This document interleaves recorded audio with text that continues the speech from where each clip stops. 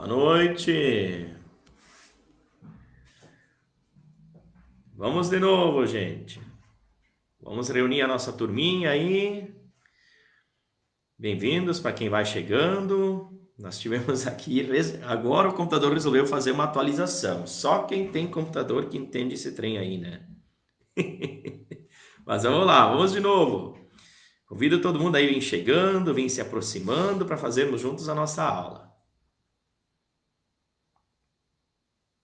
Aguardo vocês, vamos reunindo aos poucos a turma. Isso, vamos chegando de novo, galera. Isso acontece, né? Isso é como em todos os bons colégios, boas escolas, às vezes o professor é chamado antes para dar uma resolvida em algum assunto e depois a gente retorna. Então, vamos convidando, vamos reunindo a turma. Saúde Marco Antônio Tsvirtes. Boa noite. Valeu, vamos chegando de novo. Tivemos que trocar de sala, gente. Queimou a lâmpada. Vamos saudando todo mundo que vai chegando. Jairo, a Marlice, o seu Ari José Schuster, baita professor, um grande pai, e agora está aí junto conosco estudando. Que legal! Mais uma oportunidade de conhecimento para todos nós aqui. A Rosvita, vou saudando também, que está vindo aí, né? Sempre nos acompanha. Isso aí, vamos nos aproximando, pessoal que já esteve na outra sala, vamos junto com a gente, migrando para a nossa nova sala. É assim, como a turma está crescendo, cada vez mais nós precisamos ampliar o espaço, às vezes a gente tem que migrar para o auditório dentro de um prédio, né? Então assim a nossa aula também, às vezes a gente tem que qualificar, preparar um novo espaço para podermos fazer o nosso estudo. Tá legal assim, estamos adaptando aqui a estrutura, esperando os alunos, daqui a pouco começamos o nosso estudo. Boa noite, Atêmio, boa noite, Isolete, a Gládia que nos acompanha, a Denise, o Antônio, a Lourdes, pessoal de São Jacó, o pessoal da Auxiliadora aqui do centro, das nossas comunidades, demais que estão participando, de Glória, de Porongos, que eu estou vendo o pessoal aqui participando também, São João, Arroio do Ouro. Bem-vindos, vamos nos aproximando. Márcio, bem-vindo aí. Érico, José Otacílio, a Nirce, a Marinês, bem-vindos todos. Vamos fazer o seguinte, gente, enquanto vamos retomando a turma, o pessoal vai se aproximando, eu já quero convidar a todos, já que vamos avançando no nosso horário, para fazermos a nossa oração. E a oração da nossa quarta aula já está no nosso encontro, inscrito lá no YouCat, procurem na página 41, para entrarmos no tema da aula, que é a providência divina.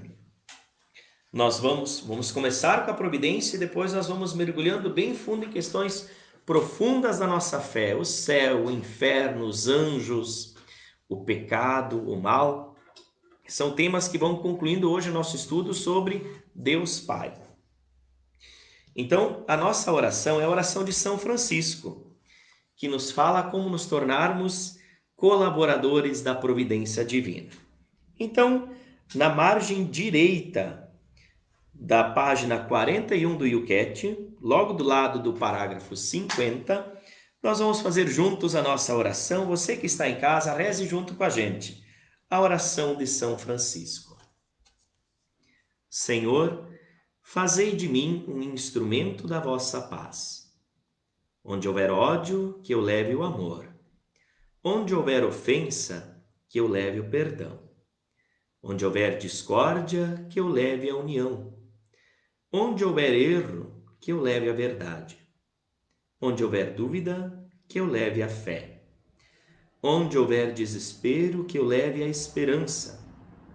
Onde houver trevas, que eu leve a luz. Onde houver tristeza, que eu leve a alegria. Senhor, fazei que eu procure mais consolar que ser consolado. compreender que ser compreendido, amar que ser amado. Deus de ternura e bondade, ilumine os nossos corações e nos envie o Espírito Santo para podermos mergulhar nos mistérios divinos e compreender com cada vez mais razão e espírito a fé que estamos professando juntos. Que Deus os abençoe e vos conceda uma boa aula, o Pai, o Filho e o Espírito Santo. Amém. Queridos alunos, então vamos começar lá pelo ponto 49 do nosso YouCat, a providência divina. Porventura, Deus guia o mundo e a minha vida? Quem está por trás que dá ordem, dá sentido a tudo aquilo que estamos acompanhando dentro deste mundo? É de fato Deus que está por trás de tudo? No Catecismo da Igreja Católica, nós temos a afirmação, sim, Deus dá sentido e rege todas as coisas no mundo, mas de um modo misterioso. Deus conduz tudo ao seu aperfeiçoamento por caminhos que só Ele conhece, como nós olhamos na aula passada e nós retomamos na liturgia deste fim de semana. Os meus pensamentos não são os vossos pensamentos, dizia na carta do profeta Isaías. Nem os vossos caminhos são os meus caminhos, diz o Senhor. Os caminhos que Deus vai dando são próprios das suas mãos, do seu coração, mas é Deus que atua nos grandes fatos da história e vai conduzindo a caminhada humana e a caminhada deste mundo para a evolução. Porque é em Deus que nós vivemos, movemos-nos e existimos, diz os Atos dos Apóstolos no capítulo 17.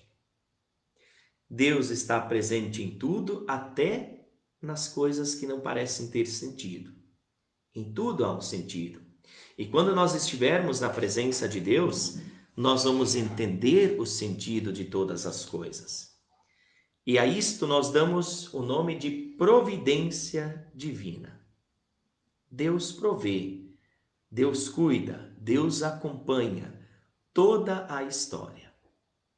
No contexto que estamos estudando de que Deus é Pai, nós podemos notar que este Pai acompanha e vai colocando em todas as coisas sentido e vai colocando em todas as coisas uma maneira de nós encontrarmos um caminho de nos aperfeiçoar. Se Deus está por trás de tudo, qual é o papel do ser humano nesta história? É o que nós vemos no parágrafo 50. O aperfeiçoamento da criação pela providência divina não acontece acima e para além de nós. Aqui temos o verbo correto para colocarmos qual é a situação do ser humano diante da criação divina e da providência é colaboração. Deus quer contar com a nossa colaboração para fazer a história da salvação se tornar cada vez mais completa, cada vez mais plena. No ponto 50, que nós olhamos no YouCat, nós podemos ver uma frase tão bonita que Madre Teresa de Calcutá usou quando dizia: sou apenas um pequeno lápis na mão de nosso Senhor. Ele pode apontar, pode afiar. Ele pode escrever ou desenhar aquilo que ele quiser e onde ele desejar. Se o escrito ou o desenho forem bons, apreciamos não o lápis ou o material empregue, mas aquele que os utilizou. Nas mãos de tantas pessoas que se permitiram ser colaboradores com a obra da salvação, nós vemos a providência divina chegando a tantas pessoas, se multiplicando, espalhando a graça divina como colaboradores. É muito bom lembrar neste momento, no início da nossa aula, queridos discípulos e discípulas, quantas pessoas colaboraram para que a providência divina pudesse chegar até a tua pessoa, até o teu coração. Com quantas pessoas Deus quis contar para chegar com seu coração de Pai a revelar o seu amor até você. Então é uma bela maneira de nós começarmos a nossa aula retomando o nosso mergulho no conhecimento no Deus Pai que nós cremos, a quem nós aderimos. Deus provê sobre tudo neste mundo, mas não quer fazer as coisas, não quer estender e construir a sua obra sem a colaboração humana. Com quantos ele pôde topar para chegar até nós? E ele quer contar conosco para fazer o seu amor chegar em tantas pessoas que Deus vai colocando no nosso caminho. Pessoas que a gente não escolhe, simplesmente aparecem e de repente nós somos um sinal do amor de Deus na vida delas. Então a nossa aula começa muito bonita, ao olharmos para a providência divina, que é um conceito belíssimo e essencial na nossa vivência de fé. Deus nos acompanha, Deus provê. Se Deus tudo sabe, tudo pode. Ponto 51, gente. Esse aqui é central para começarmos o nosso estudo de hoje. Por que não evita o mal?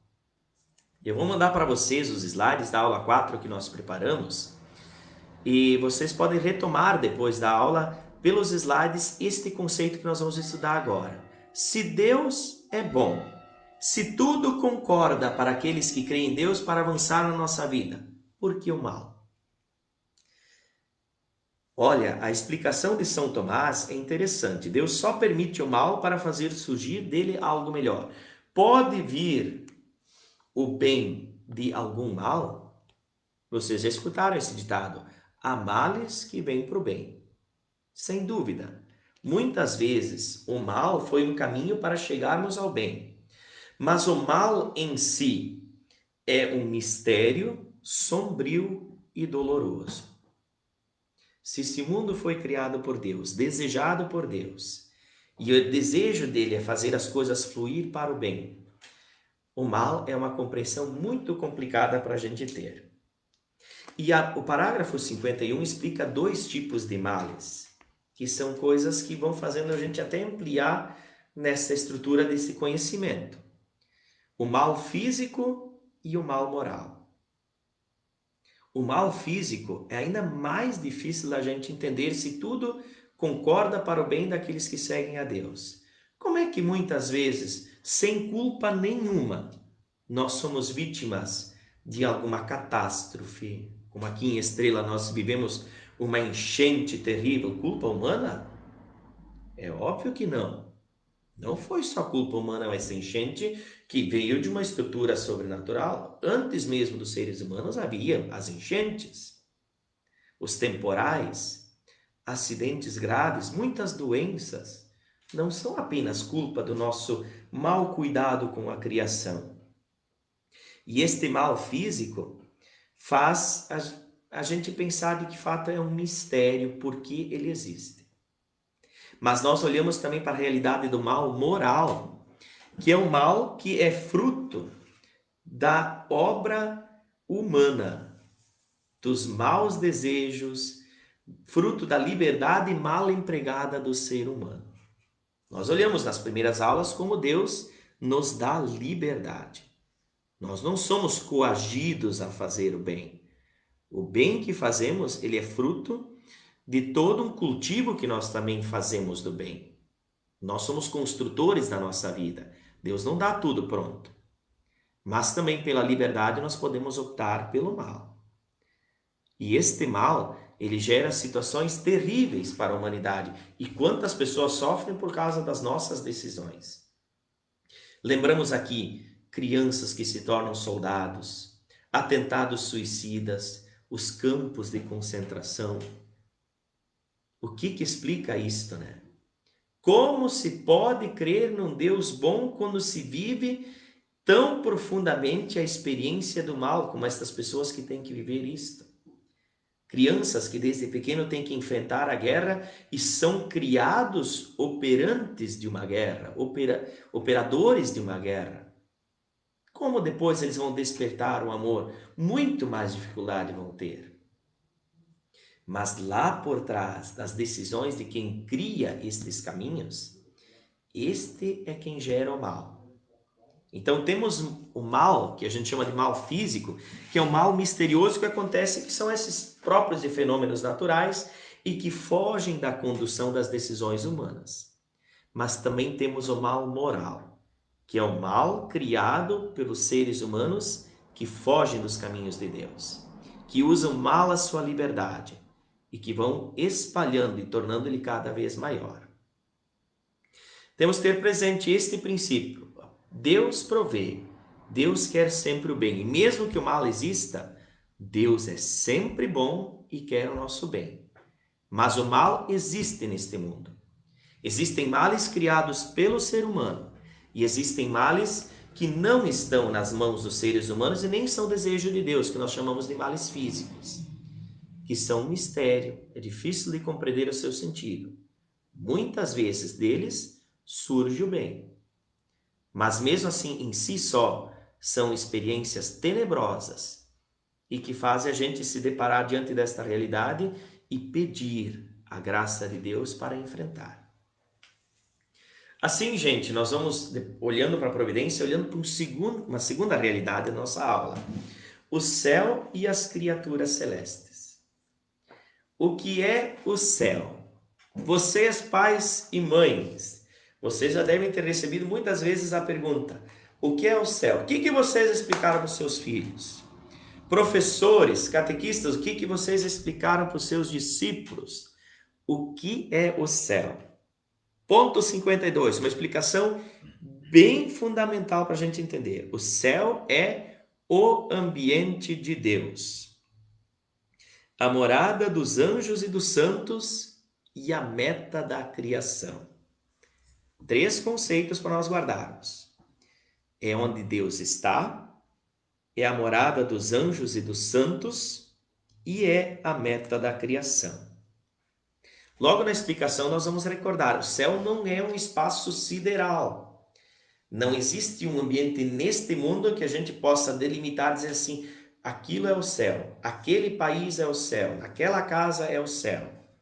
Só de uma forma figurada, que a gente pode dizer, nossa, eu vivi um instante de céu estando na visita daquela casa com aquelas pessoas. Mas isto é figurativo. O céu é uma realidade onde Deus está, não quer dizer que Deus só esteja lá, porque Deus está em tudo nesse mundo, mas é o ambiente de Deus. E é onde estão os santos, os anjos, e é para onde aponta toda a criação. Conceito bem firme e bem claro. Como ele é, nenhum olho viu, nenhum ouvido ouviu, nenhum coração humano foi capaz de sondar. É uma realidade que não temos como explicar, mas é uma realidade maravilhosa, porque onde Deus será tudo para todos, só pode ser fantástico. Então, ao olharmos o céu, o ambiente de Deus, também devemos olhar para o inferno. Existe o inferno, gente? Muitas pessoas que dizem que professam a fé cristã dizem que não existe inferno. E agora? Que todas as pessoas vão para o céu. Inferno, como conceito, diz o Yucat, é o estado do definitivo distanciamento de Deus, o não absoluto do amor. Existe inferno? Existe, diz o catecismo. Quantas pessoas que morreram foram para o céu e para o inferno? Só Deus sabe. Pode ser que não tenha ninguém no inferno. Pode ser que esteja cheio. Pode ser que tenham poucas pessoas no céu. Eu creio que tem multidões no céu e que tem lugar para muito mais gente. Tem religiões que se dizem cristãs, que dizem, olhando para o Apocalipse, que exatamente 144 mil pessoas vão estar no céu. Que é uma linguagem figurada, criada por quem escreveu o Apocalipse, para dizer que vai ser muitas pessoas, 12 vezes 12 vezes 1000. Quer dizer, muita gente vai se salvar. E alguns leram isso fundamentalmente, e aí eu acho que a maioria de nós estaria perdido, né? Porque deve ter tido já gente muito melhor do que nós que vai estar ali. Mas o céu é um espaço para aqueles que vivem o amor. E o inferno é aqueles que dizem não definitivamente para o amor. É possível, sim, o ser humano não querer viver o amor, não abraçar o projeto de Deus. Ele não pode caber no céu, porque o céu é aquele lugar onde todos querem estar com Deus e vendo o que Deus propõe. Então, este é o inferno. Anjos. Gente, este conceito dos anjos é muito importante, porque alguns têm uma compreensão meio esotérica desta realidade. O que são os anjos? Ponto 54. Criaturas de Deus puramente espirituais, que têm inteligência e vontade. Não são corporais nem mortais e normalmente não são visíveis. Eu gostei muito deste conceito. Normalmente não são visíveis. Vivem na presença de Deus e transmitem aos seres humanos a vontade de Deus e a sua proteção. O ponto 54 e o ponto 55 vão trabalhar no nosso estudo como são estas criaturas criadas por Deus, que são seres divinos, espirituais e que acompanham os seres humanos, iluminam com a sua presença e protegem. Por isso é tão legal nós incentivarmos as nossas crianças, especialmente, a desde pequeno pedirem a proteção do anjo da guarda, o anjo que protege. Um ser criado por Deus, puramente espiritual, que está no céu e do céu nos acompanha e nos protege. Podemos nos relacionar com eles? Sem dúvida nenhuma, pela nossa prece, pelo pedido de proteção. E se vocês querem ver como isto tem fundamento, ensinem o que a teologia afirma sobre o anjo para as crianças. Como elas se apegam ao anjo, como elas pedem proteção, como elas se sentem guardadas por eles quando a gente ensina eles a rezar e pedir este apoio. Muitas vezes, depois que nós deixamos a razão apenas tomar conta da nossa vida e a gente diminui a fé por causa disto, pode ser que a gente esqueça de tantas estruturas que temos no mundo e que Deus criou para nos amparar, para nos acompanhar, para nos proteger. Porque Ele sabe o poder do mal neste mundo e como Ele pode nos desviar da sua presença. Por isso Ele batalha e nos coloca tantas estruturas para nos acompanhar. Sendo assim, queridos alunos, nós vamos estudar agora a criatura humana. Se nós falamos que cremos em Deus Pai e olhamos para a sua realidade, precisamos olhar para o ser humano como seu principal projeto. O ponto 56, 57, 58 e 59 vai nos falar deste projeto da criação humana. O ser humano é alguém especial dentro da criação? Sem dúvida. O ser humano é o topo da criação, porque Deus o criou à sua imagem.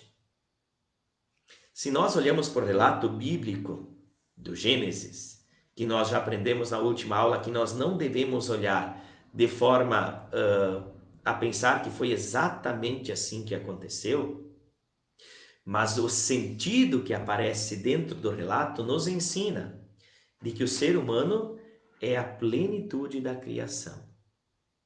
A gente diz que seria o cume, ou o ápice de toda a criação deste mundo.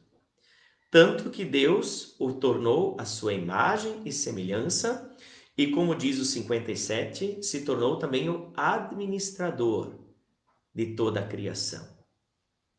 Quando nós olhamos para esse relato simbólico, nós vemos o sentido que Deus deu a este ser, que é capaz de dialogar com Deus, e é capaz de dialogar entre si, se torna alguém diante de Deus, não apenas algo, mas alguém que se relaciona, alguém que procura o encontro com o Senhor. Ele também se torna o seu representante para cuidar das coisas deste mundo. Neste relato de dizer assim, você vai dar nome a Adão, a todos os seres que tem neste mundo, a todos os bichos. Com esta palavra, Deus foi nos dizendo de que nós somos responsáveis em administrar as coisas deste mundo. E por isto, nós devemos tratar os animais com carinho. Nós devemos ter apreço com o meio ambiente e ter todo cuidado para zelar pela casa comum. A casa que é de todos nós, que é o mundo, que é a Terra, que é este universo, onde vivemos nós e todas as criaturas divinas. Somos os zeladores, os administradores desta obra. E por isto é pecado quando a gente destrata um animal, quando a gente não cuida da nossa casa comum, que é a terra, quando nós não preservamos este ambiente único que serve para qualificar a vida de todos. É bem importante esta noção que temos de sermos criaturas especiais, mas criaturas, não somos deuses. Mas Deus nos pede que sejamos capazes de cuidar da sua obra, que é para a salvação de todos, nossos e de toda a sua criação. Por fim, é importante dizer assim, a imagem e semelhança de Deus é o conceito mais bonito que temos de ser humano. E por isso faz com que a gente tenha apreço e cuidado para com toda a vida humana. Porque em todos os seres humanos nós vamos encontrar esta marca divina. Imagem e semelhança de Deus. Pode ser que até um ser humano não seja mais capaz de dialogar conosco, mas não perde a sua dignidade. Lembramos de tantos irmãos e irmãs nossos que hoje vivem uma vida vegetativa. Lembramos das crianças desde a sua concepção. Ali tem alguém, um ser, que tem a mesma dignidade que nós temos perante Deus. Mesmo aquela pessoa que está somente mais ligada por aparelhos, mas está viva, lá tem uma pessoa com a imagem e a semelhança divina, que merece todo o nosso apreço. E por que Deus, dentro da sua obra, criou o ser humano? É bem pontual o que diz o nosso Yucat, para ser feliz. Por que Deus quis o ser humano? Para compartilhar a felicidade com alguém. Deus que é bom, Deus que é plenamente realizado, criou, construiu uma criatura que pudesse beber da mesma situação. E a realização de Deus é ver também a realização da sua criatura mais plena, aquela que carrega consigo a sua imagem, é semelhante a Ele. Não igual, semelhante. Se nós olhamos para esta realidade, não pode caber outro sentimento no nosso coração do que a gratidão a Deus. Uma gratidão que significa reconhecimento, por Deus ter nos colocado esta marca tão profunda dentro da nossa vida, dentro da nossa história. E tendo presente esta realidade humana, nós devemos olhar agora para a figura de Jesus Cristo, que nós vamos estudar intensamente nas duas próximas aulas, junto com o Espírito Santo. Aula 5 e aula 6, nós vamos mergulhar em Jesus Cristo e no Espírito Santo. Permitir que o mistério insondável de Deus nessas duas pessoas da Trindade possa nos ajudar a descobrir cada vez mais a nossa essência e a beleza deste mundo onde Deus nos colocou. Jesus, que nós lembramos nas últimas aulas, é Deus encarnado, aquele que assumiu a carne humana como Deus. Ele é o maior modelo neste mundo para nós, porque com ele nós aprendemos por que e para que fomos criados. Se nós olhamos o jeito que Jesus viveu, como plenamente como ser humano ele conseguiu viver o amor, testemunhar o amor, revelar até em formas completamente novas até que ele tenha surgido, porque muitas coisas eram impossíveis de ser vistas como reais pelos judeus que não acreditavam em Deus do jeito que Jesus anunciou. Eles não conheciam o amor tão plenamente como Jesus foi abrindo as portas da compreensão. Ele veio nos mostrar deste jeito completamente novo como é levar à plenitude a nossa humanidade. Vamos lembrar aquilo que nós já trouxemos presente nas últimas aulas.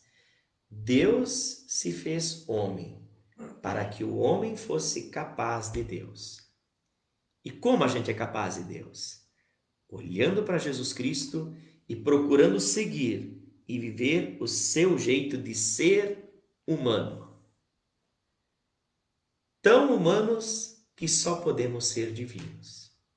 Jesus Cristo foi tão humano, foi tão gente, nos ensinou a ser gente, que nos permitiu dizer que é sendo gente de verdade é que nos aproximamos, é que nos tornamos de Deus.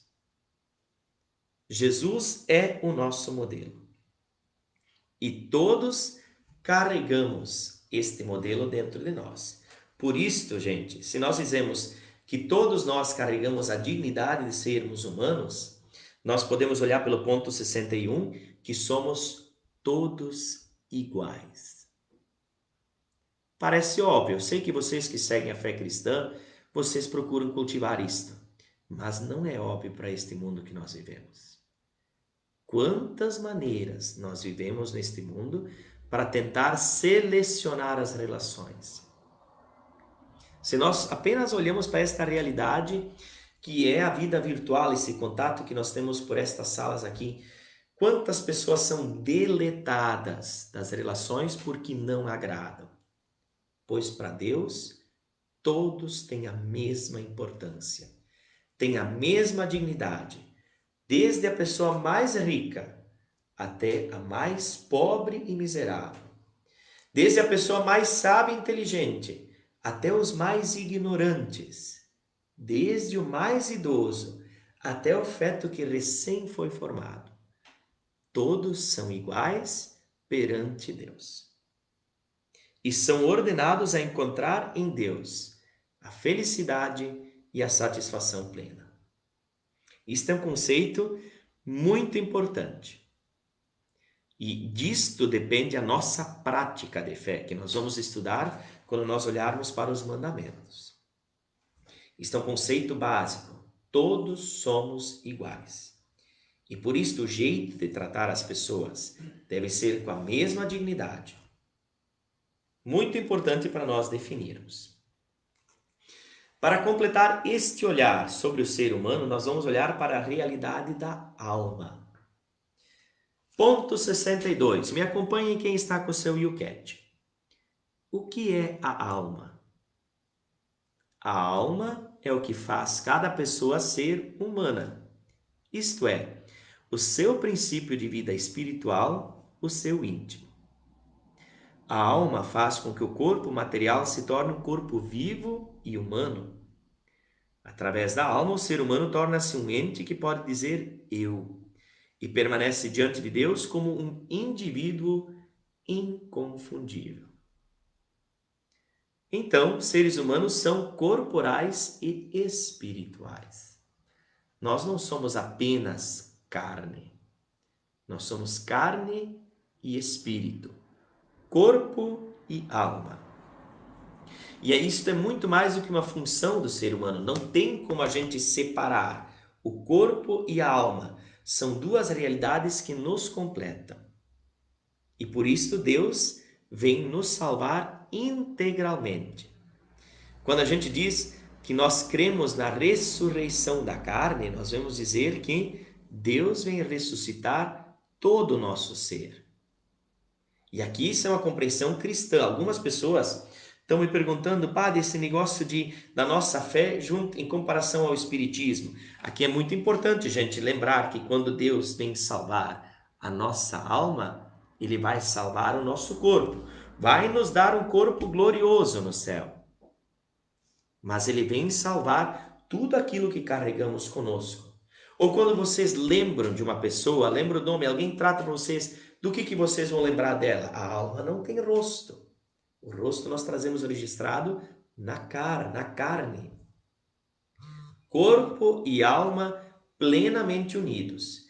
E quando termina a vida neste mundo, nós não vamos separar o corpo da alma. Cristo vai nos dar um corpo glorioso para salvar a nossa pessoa integralmente.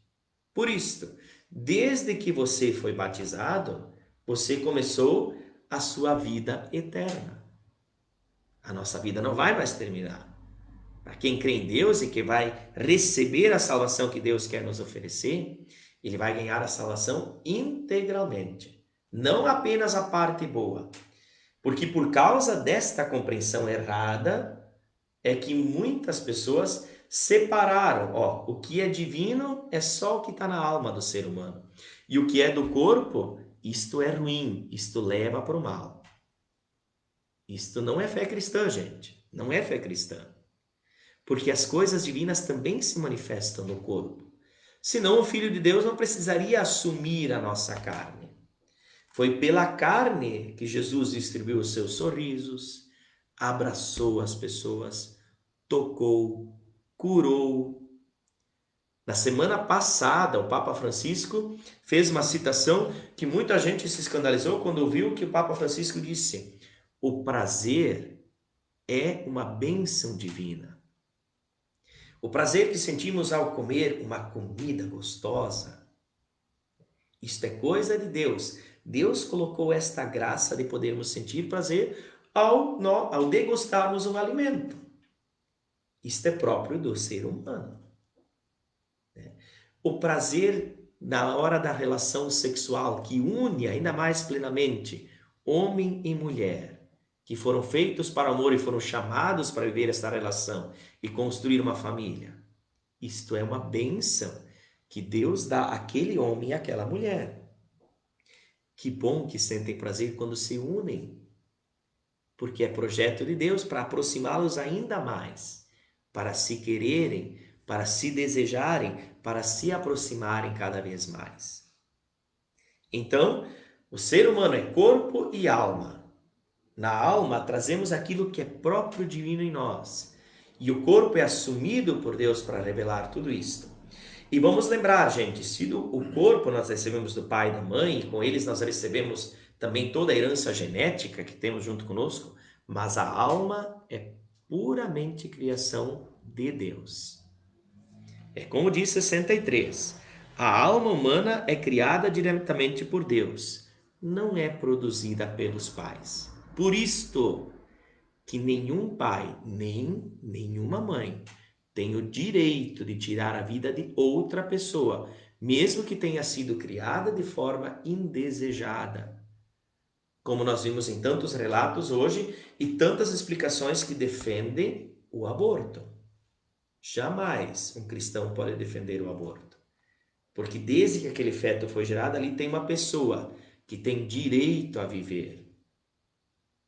Não dá para explicar e não dá para defender o mal que aconteceu, às vezes por um estupro, que uma vida foi criada. Mas daquele mal pode surgir o bem.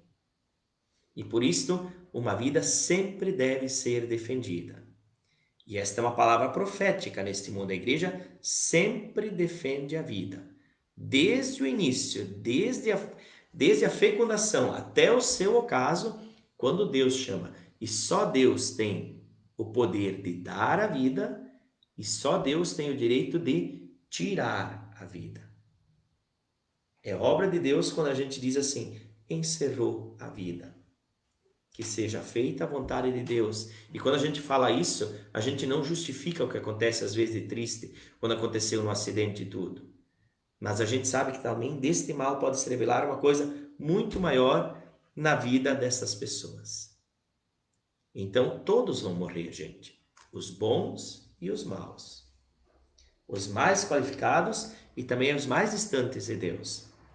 A morte faz parte da realidade humana. Mas nós vamos lembrar que a salvação ela é oportunizada também para todos. E a vida deve ser defendida sempre, em qualquer instante. Desde o início até o seu ocaso. Olhando para a criatura humana, nós temos uma realidade que nós temos que observar de forma bem presente. Por que Deus nos fez homem e mulher? De que forma Deus criou o ser humano homem e mulher? O ponto 64 nos diz que é o amor e o arquétipo de comunhão perceber que somos seres tão diferentes. Porque não é só o sexo que é diferente, mas é toda uma estrutura diferente dentro de uma mulher do que de um homem. Mas nós fomos feitos tão diferentes para nos completarmos. Por isto, dois seres tão distintos. Nós somos provocados a sermos diferentes para procurarmos complemento, para vivermos comunhão.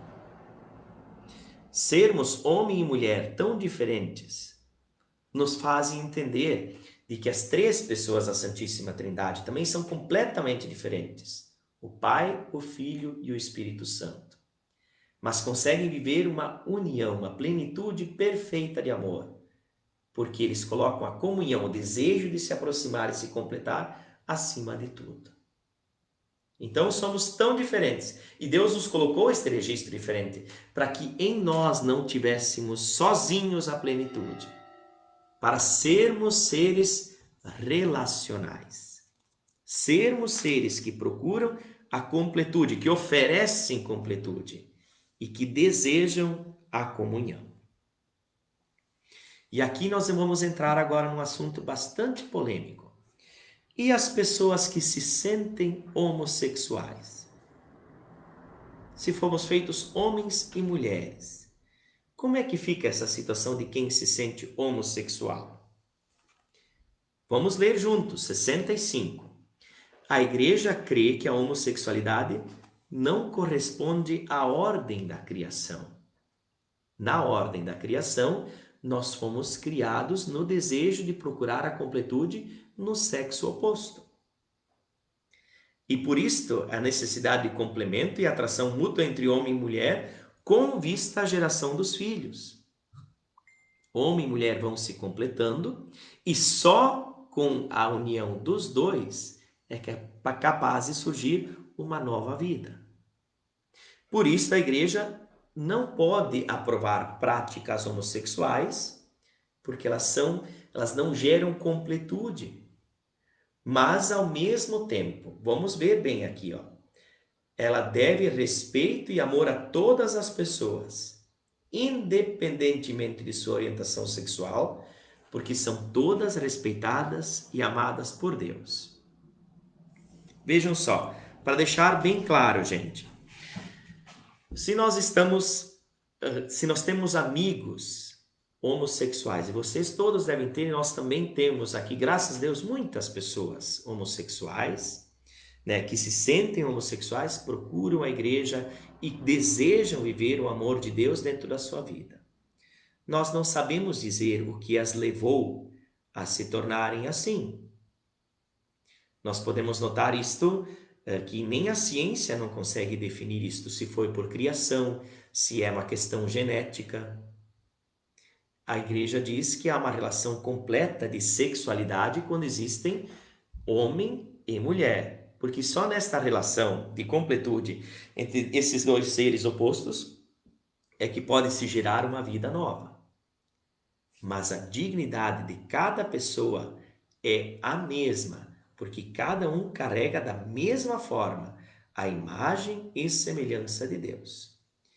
E nós devemos acolher as pessoas todas como elas vêm à igreja e podemos também incentivá-las e para que possam cada vez mais intensamente viver o amor de Deus na sua conduta.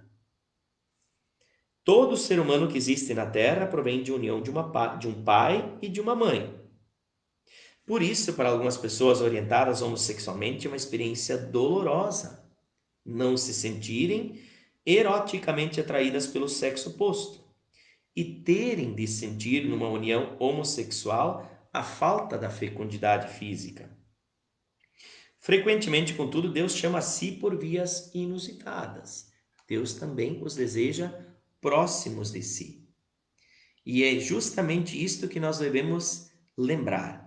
Deus que tudo corrige, que tudo orienta, se deixa descobrir também como Redentor para todas as pessoas, também as que têm orientação dentro de si a homossexualidade. E nós olhamos ainda para esta realidade, nós abrimos a reflexão ainda para esta realidade da dor e do sofrimento. Deus quis que a gente precisasse sofrer? É desejo de Deus? Deus não quer que o ser humano sofra nem morra. Mas vamos lembrar, é justamente o mal que faz e influencia e nos tira muitas vezes as duas marcas principais que Deus colocou na gente, que é a liberdade e a capacidade de amar. Por isto, quando surge o sofrimento, quando surge a morte, sim, nós devemos pensar o que foi a causa. Se foi um mal físico ou se foi um mal que foi construído por um ser humano, mal moral. E este mal sempre deve ser enfrentado e deve ser lutado contra em cada instante. Assim, nós olhamos para a realidade que vai ser a última realidade que nós vamos olhar para a aula, para depois olharmos as nossas perguntas. O ser humano decaído. Número 67. Vamos olhar para a realidade do pecado. O que é o pecado que derruba dentro de nós, que risca, que mancha a nossa imagem e semelhança com Deus? O cerne do pecado é a rejeição de Deus e a recusa de aceitar o seu amor. Isto revela-se no desdém pelos seus mandamentos. Toda a parte 3 do catecismo que nós vamos estudar vai nos falar sobre os mandamentos e vai nos dizer como nós devemos agir diante deste mundo. E se nós vamos olhar como a igreja sugere que a gente viva, porque a igreja guarda e defende o caminho para vivermos o amor de Deus, nós também vamos olhar para todas as condutas que nos afastam do amor de Deus. E especialmente em todas elas existe uma mesma raiz: o pecado. O pecado é mais do que um comportamento errado, errôneo. E não é apenas uma debilidade psíquica. Na sua natureza mais profunda, essa rejeição ou destruição de algo bom é a recusa do bem por excelência, isto é, a recusa de Deus. O pecado é quando a gente recusa o bem, recusa Deus e toma dentro da nossa vida um outro caminho. Isto é o pecado. É a separação de Deus e, com isso, a separação da fonte da vida. E as consequências mais profundas são o sofrimento e a morte. São consequências do pecado. Mas outras tantas coisas que a gente sente por causa deste mal que existem. Que é justamente o egoísmo, o rancor, a mágoa, a vaidade. As coisas que o próprio evangelista Mateus está nos lembrando nesses últimos evangelhos, que nós estamos meditando nas sagradas liturgias dos fins de semana. E nós todos temos a inclinação ao pecado, porque nós carregamos isto dentro da nossa natureza humana. Ponto 68. Pecado original. O que temos nós a ver com a queda de Adão e Eva? Quer dizer que dentro da nossa natureza, nós carregamos essa mesma tendência a fugir de Deus que Adão e Eva, os primeiros seres humanos, também carregaram. A gente chama de pecado das origens. Assim, quando a gente faz o bem, a gente estimula as pessoas, a gente vai dando às pessoas influência para fazer o bem, o mal que nós carregamos dentro da nossa genética, dentro da nossa natureza, e que a gente vai incentivando aos outros também, vai conduzindo as pessoas ao mal.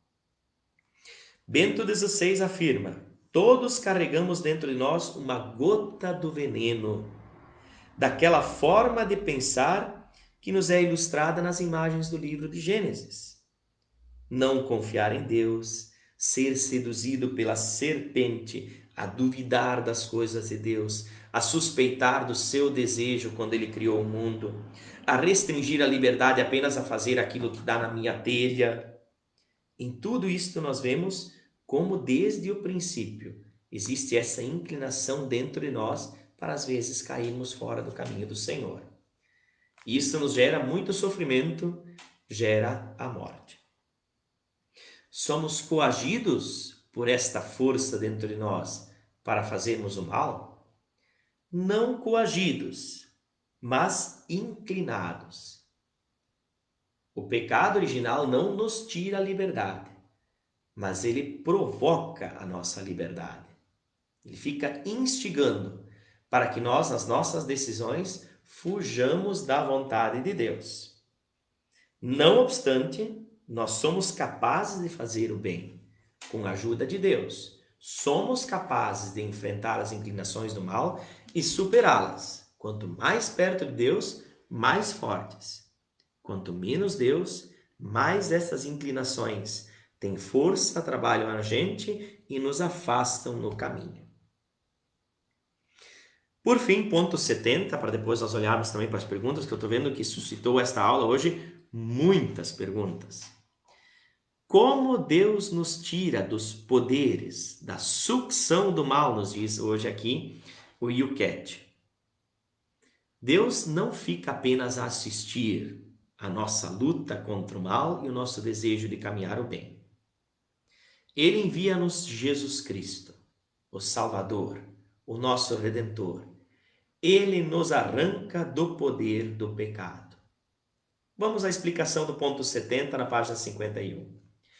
Ninguém me pode ajudar, tantas pessoas dizem isto. Mas isto deixou de ser verdade, porque Deus Pai enviou o seu Filho, onde o ser humano com o seu pecado acabava. Quando a gente fazia um pecado até Jesus, não tinha como a gente se libertar deste pecado. E a consequência do pecado é a morte. Mas a consequência do pecado também foi a maravilhosa solidariedade de Deus com o ser humano, que para nos libertar deste mal, nos deu o seu Filho, que abraçou todo o pecado deste mundo e o levou para a cruz. E lá na cruz, ele derrotou o pecado. Ele conseguiu vencê-lo. Através da ressurreição, ele nos mereceu, ele nos redimiu, nos mereceu a nossa salvação. Por isso que a nossa fé está baseada em Jesus Cristo, que nos revelou os desígnios do amor de Deus e nos mostrou como nós conseguimos nos salvar, nos libertar das garras de quem nos afasta de Deus.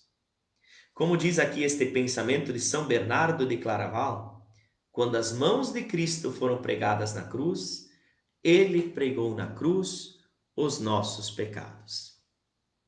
E eu gostaria ainda de concluir com esse pensamento de Lewis, que é o primeiro pensamento da página 51, quando ele diz assim: esta é uma das razões pelas quais eu acredito no cristianismo, porque uma religião deste jeito, como nós professamos, não pode ter sido inventada por uma mente humana. Não é uma construção humana. É um caminho que foi nos dado por Deus, inspirado pelo Espírito Santo e construído pela Igreja nesta história que nós vamos também abraçando hoje, nestes tempos do ano 2020. Muito bem, queridos irmãos e irmãs, com este pensamento e este ponto, nós vamos encerrando o nosso olhar sobre essa primeira parte da nossa profissão de fé, o que significa crer em Deus Pai, Todo-Poderoso, Criador do céu e da terra e que faz entender todo o funcionamento da criação. Enquanto alguns devem estar se deliciando com o seu fristique aí, então nós vamos dar uma olhada para as perguntas, vamos ver se eu consigo ver aí, né? Espero que não esqueça nenhuma.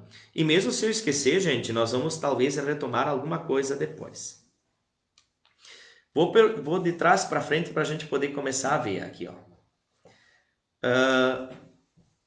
Maristela Merschpecher, lá da comunidade São Jacó, diz assim: os homossexuais não têm uma experiência dolorosa, mas sofrem porque têm preconceito.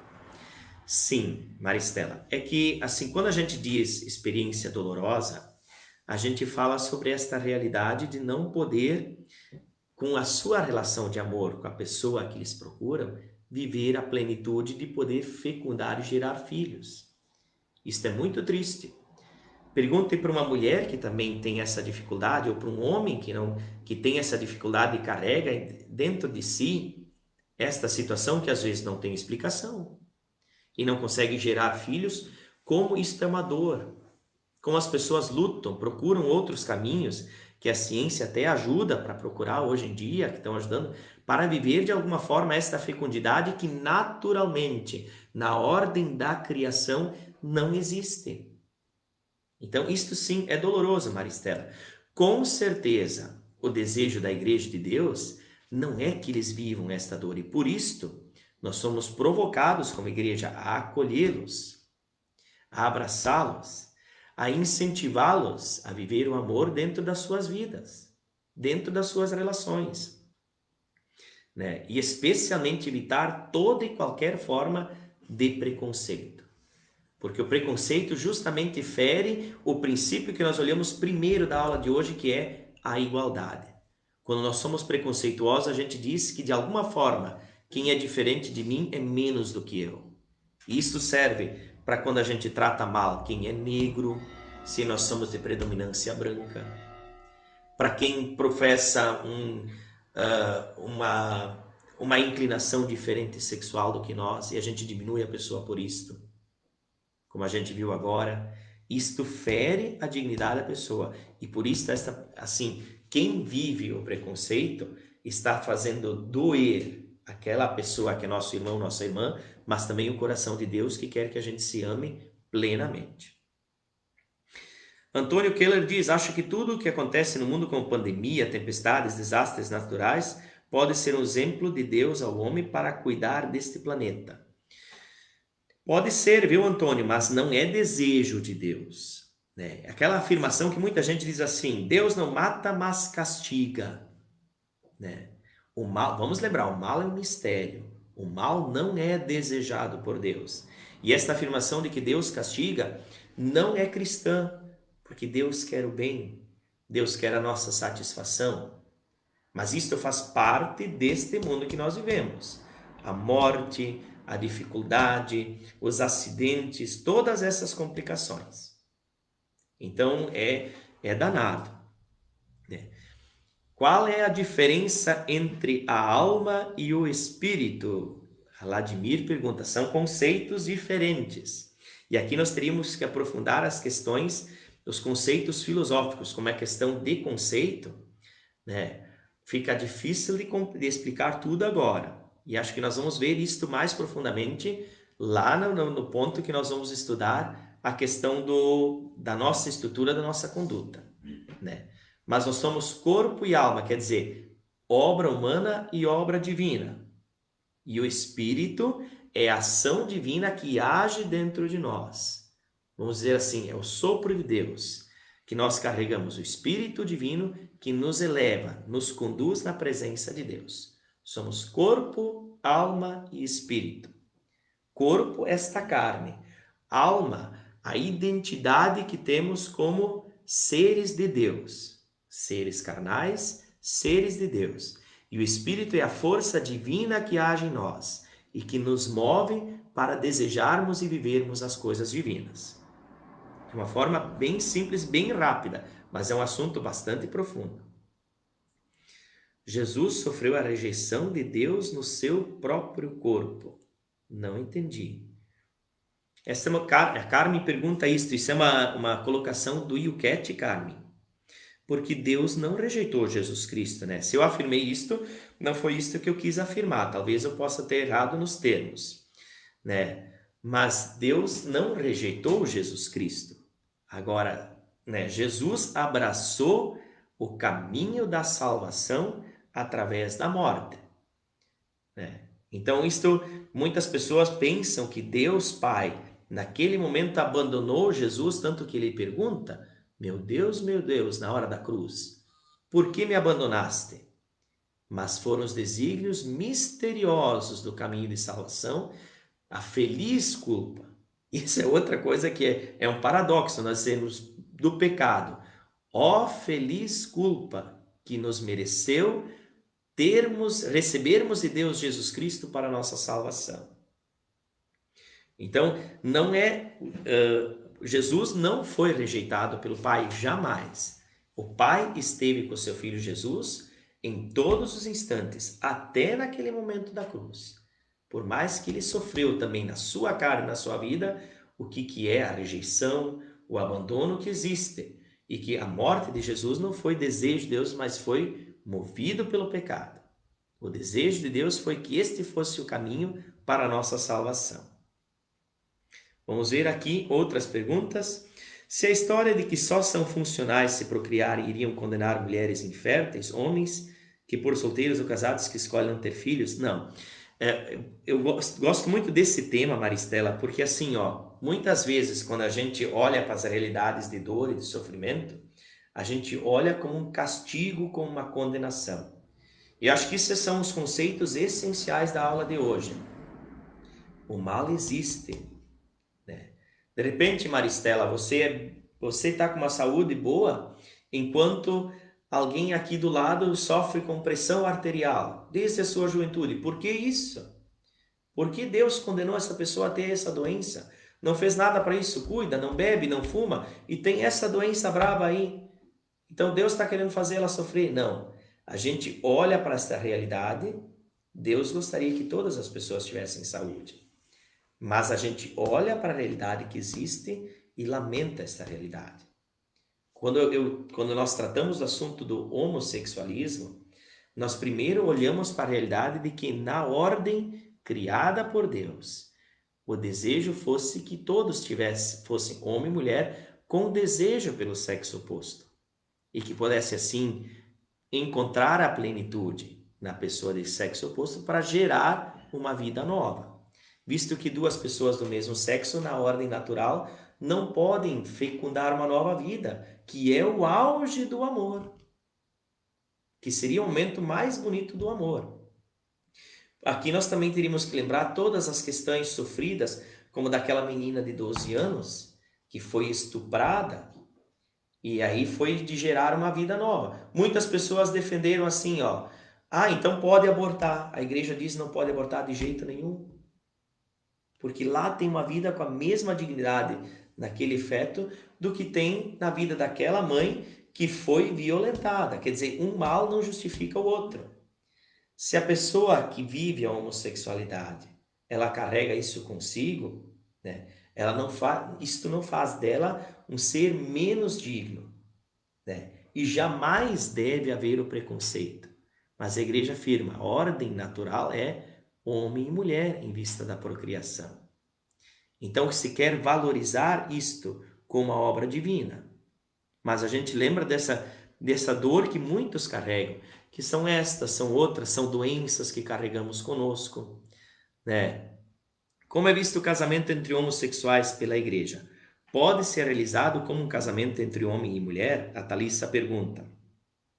Como sacramento, Thalissa, a igreja ela não permite que a gente possa fazer um casamento entre pessoas homossexuais. Por quê? Porque quando nós perguntamos para ser uma relação sacramental, se faz a pergunta para a pessoa, né? É de livre e espontânea vontade que vocês casam? Quer dizer, para haver casamento tem que haver liberdade de ambos.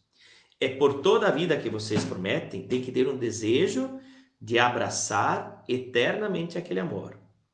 E vocês estão abertos para receber os filhos que Deus vos der na sua infinita bondade? Aqui, então, não há abertura para a fecundidade para gerar uma vida nova. E por isto, não seria completo para se tornar um sacramento. Mas com certeza hoje a igreja acolhe aqueles que procuraram amor, traz e convida para viverem e testemunharem o amor do jeito que vivem, como são construídas, tal e qual elas aparecem, né? Então isso é muito importante nós olharmos com carinho para esta realidade, que é muito complicada ainda. Nós temos assim, existe muito preconceito. Eu até gostaria de comentar para vocês mais preconceito na sociedade do que na igreja. A igreja muitas vezes foi considerada homofóbica e, de fato, por muitas vezes, dentro das relações, dentro da comunidade, se elaborou relações nessa linha, mas no desejo da igreja, né, é sempre tratar todas as pessoas de igualdade e procurando elevar a plenitude e o amor de todas as pessoas. Tem uma questão relacionada a isso. Nos casos em que o feto bebê coloca em risco a vida da mãe por qualquer motivo, naquelas hipóteses em que apenas um pode sobreviver, a mãe ou o bebê, há centenas de situações tristes assim, o Douglas pergunta. É verdade, assim, podem ver, gente, que são as questões morais que estão mais pedindo tempo de nós hoje nas nossas dúvidas, né? Tem muitas pessoas que colocam assim, né? O aborto, ele jamais é defendido pela igreja. Existem momentos em que acontece o aborto natural, que não foi desejo da mãe. De repente, simplesmente o corpo da mãe eliminou o feto de forma natural. Claro que não é pecado da mãe. Foi um processo natural. Existe a questão de levar ao risco a vida de ambos. Então deve ser refletido junto com a mãe, junto com a família, que ponto tomar. E aí precisa ter bastante acompanhamento dos médicos para saberem que risco é este. Mas eu quero reiterar aqui o conceito básico que nós falamos quando nós olhamos para a realidade do aborto. Toda vida é digna, né? Eu me lembro uma vez que tinha um programa na Globo chamado Você Decide, em que pelos exames médicos uma mãe descobriu que a sua criança era anencéfala, ia nascer sem cérebro. E aí a ciência diz assim, ó, é melhor para você que você elimine aquela criança. Mas na compreensão da fé cristã, naquela criança existe uma vida, existe uma alma. E esta pessoa deve ter direito de levar a vida até que naturalmente ela chegue ao ocaso. Então, se naturalmente aquela criança, né, for assim encontrar a morte, porque a tendência é que as crianças anencéfalas elas morram nas primeiras horas da vida, né, que elas têm uma morte natural. Por isso que a igreja é contra a eutanásia também. Porque a eutanásia é deliberadamente romper com a vida. Só Deus pode dar uma vida, só Deus pode tirar a vida. E por isso nós que somos os colaboradores de Deus em defender a vida, é que devemos cuidar disto sempre, todo momento, mesmo quando a sociedade bater contra a gente. Né? A sociedade bate contra isto porque dizem que a mãe tem assim, cuida do seu corpo. É verdade, mas ela porta dentro de si um outro corpo, de uma outra vida, com a mesma dignidade dela. E por isso toda a sociedade deve defender aquela vida e procurar caminhos para dar a ela a vida plena. Mesmo que a gente saiba que se já estuprou aquela criança, como aconteceu ultimamente agora nessa história da sociedade brasileira, nós também ainda vamos poder enfrentar essa dificuldade de criar esta vida. Né? O mesmo de acompanhar uma menina de 10, 11 anos que vai ter que ser mãe, como é que vai ser isto? Vamos procurar caminhos. Deveríamos procurar caminhos para defender aquela vida, porque naquela vida existe uma imagem e semelhança de Deus. Vamos ver aqui, mas no caso da menina de 10 anos que corria risco de vida, bom, a gente não sabe que risco era este que ela corria, né? Existem crianças, claro que assim, é o mesmo risco que a gente pensa às vezes com mulheres de 40, 50 anos que engravidam. Existem mais risco e menos risco, né? Na vida nós corremos risco diariamente. Mas eu volto a dizer, gente, é defender a vida sempre e a possibilidade de cada um de viver. Mesmo que se alguém já esteja inconsciente, né? Mesmo alguém que esteja em estado vegetativo, aquela vida deve ser defendida ou deve se permitir que a morte natural a encontre. A morte não deve ser desejada nunca por nós, para nenhum ser humano. Denise Lindemann, podemos afirmar que ainda temos uma crescente tendência de imoralidade no que se refere ao homossexualismo aqui na nossa paróquia? Não, Denise, eu creio que assim, ó, eu volto a dizer para ti, o que eu percebo hoje, né, é que a homofobia é uma realidade muito forte na sociedade, sem dúvida nenhuma. E dentro da comunidade existe muitas pessoas que ainda precisam compreender melhor este mistério. Então tem gente que tem muita dúvida, tem dificuldade, especialmente quem conviveu muito pouco com pessoas que têm essa tendência. Porque quanto mais a gente convive com as pessoas, quando a gente se torna amigo delas, né, a gente percebe o como elas podem viver de forma tranquila e natural, como uma pessoa heterossexual também, né? Agora nós precisamos ajudar a sociedade a avançar para tratar todas as pessoas iguais, não tratá-los como doentes, não tratá-los como indignos, ou como pessoas que estão pecando ou estão fora de Deus porque têm esta tendência dentro de si. Isto sim, isto é uma responsabilidade de quem estuda a fé como nós estamos fazendo agora. A frase que a Carmen Dalen coloca, que não entendeu, está no final da página 49. Vou procurar aí, Carmen, só para tirar a resposta daquela... Deixa eu ver aqui. O pecado, a sua mais profunda e terrível dimensão, é a separação de Deus e com isso a separação da fonte da vida. Daí que a morte seja também a consequência do pecado. Jesus sofreu a rejeição de Deus no seu próprio corpo. Significa aqui essa frase, Carmen, que não foi Deus que rejeitou Jesus, mas Jesus sofreu a consequência do pecado que está atuando em todo ser humano. E a morte dele foi consequência do pecado da humanidade, né? E claro, o pecado é a rejeição a Deus. Então Jesus sofreu na sua vida a consequência da rejeição da humanidade a Deus. É o que significa aqui na frase. Muito bem, muito obrigado a Beatriz que nos orientou. Gente, já são 15 para as 9, né?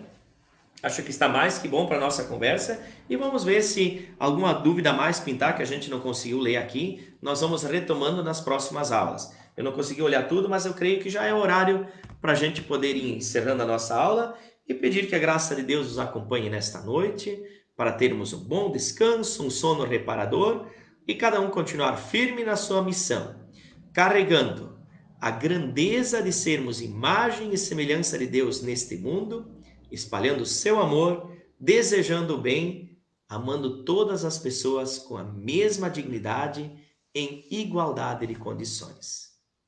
Que o Senhor vos abençoe, vos proteja e ilumine o vosso viver. Sejam gente, plenamente como Deus vos quer. A bênção de Deus Pai, Filho e Espírito Santo. Amém.